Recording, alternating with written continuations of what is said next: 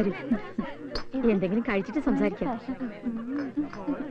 ഈ കോളാസ് എടുത്ത് ഓരോന്ന് അങ്ങോട്ട് കൊടുത്തേ.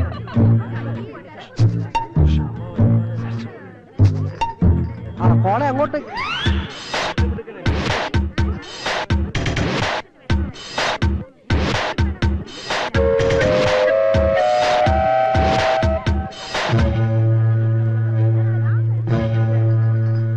മോടെ വിവാഹത്തെക്കുറിച്ച് എനിക്ക് ഒരുപാട് സ്വപ്നങ്ങൾ ഉണ്ടായിരുന്നു.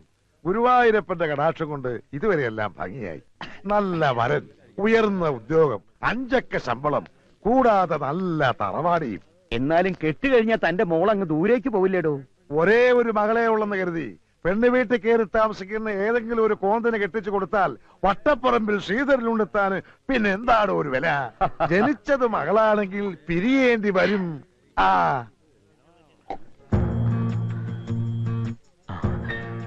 മണിക്കുട്ടനായിട്ട് കാര്യങ്ങളെല്ലാം സംസാരിച്ചിട്ടുണ്ട്. നാളെ വെളുപ്പിന് റെയിൽവേ സ്റ്റേഷനിൽ എത്തണം. അവനവിടെ വരും. എനിക്ക് പേടിയാവുന്നു. പേടിച്ചിരുന്ന ഇഷ്ടപ്പെട്ടവനോടൊപ്പം ജീവിക്കാൻ പറ്റില്ല. വെളുപ്പിന് 5 മണിക്ക് ഞാനിവിടെ എത്താം. റെഡി ആയിരിക്കണം. എന്നിട്ട് പുറത്തു നിന്ന് ഞാനൊരു തീപ്പെട്ടിക്കുള്ളി കത്തിച്ച് സിഗ്നൽ തരാം. സരസു ആരും കാണാതെ ഇറങ്ങി പോതാ മതി. ബാക്കി ഞാൻ ഏറ്റു. ഇങ്ങനെ പതുങ്ങി നിന്നുള്ള ഒതുങ്ങിയ സംസാരം അത്ര ശരിയല്ലല്ലോ. മുതലാളി, മുതലാളി, എന്താടാ? തുമ്പ് കിട്ടി. ഒരു മിനിറ്റ്. എന്നാ ഞങ്ങൾ ഇറങ്ങിയിട്ടുണ്ടി താനെ പോകാൻ വരട്ടെ. ഞാൻ ഒരു കാര്യം ഒന്ന് മുതലാളിയോട് പറഞ്ഞോട്ടെ. അതിന്റെ പേരിൽ ഇവിടെ ഒരു വിപ്ലവം നടക്കും. നിങ്ങൾ ആ ടീം ബിയുടെ ക്യാപ്റ്റൻ. അതെന്താണ് അങ്ങനെ? അതങ്ങനെ. ഇങ്ങോട്ട് വന്നേ. ഞാൻ ഒളിഞ്ഞു നോക്കി മുതലാളിയുടെ മോളുടെ സംഭവങ്ങളെല്ലാം കണ്ടു. പറഞ്ഞു തീരുന്നവരും പഠിച്ചതിനാ ഒളിച്ചു നോക്കിയത്. അതുകൊണ്ടല്ലേ പെണ്ണ് കല്യാണം വേണ്ടെന്ന് പറഞ്ഞതിന്റെ കാരണം പിടികിട്ടിയത്. പെണ്ണിന് പ്രേമം. ആരോട്? ഈ കുറുപ്പിന്റെ മോനോട്. രണ്ടുപേരും കൂടെ പതുങ്ങി നിന്ന് ഹൃദയം പങ്കുവയ്ക്കുന്നത് ഞാൻ കണ്ടു.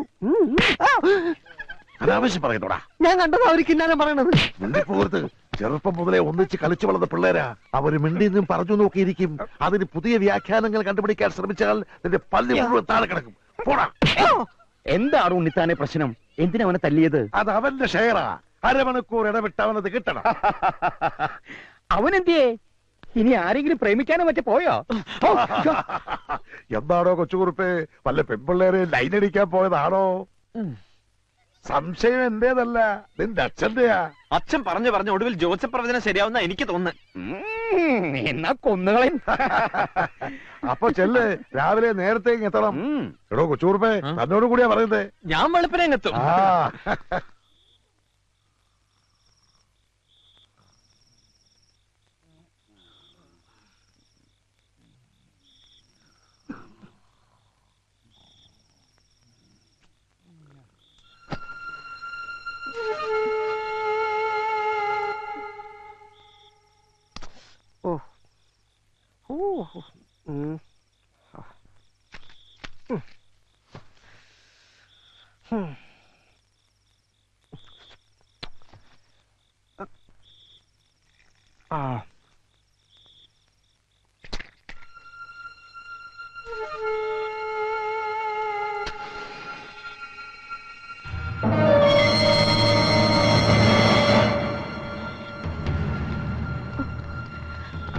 പോകാം.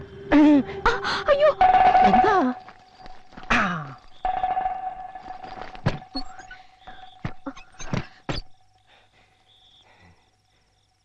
ദൈവമേ, ഇവളിനി കല്യാണം വേണ്ടാന്ന് പറഞ്ഞത് എന്നോടുള്ള ഇഷ്ടം കൊണ്ടാണോ?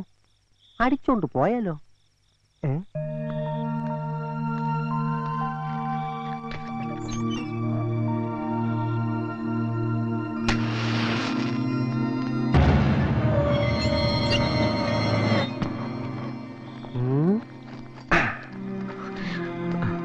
ആരും കണ്ടില്ല. അച്ചു കണ്ടു. അബദ്ധം പറ്റിയതാ. വേഗം വാ.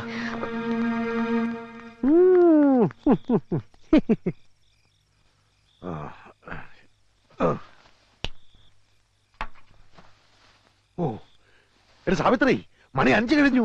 എഴുന്നേക്ക്.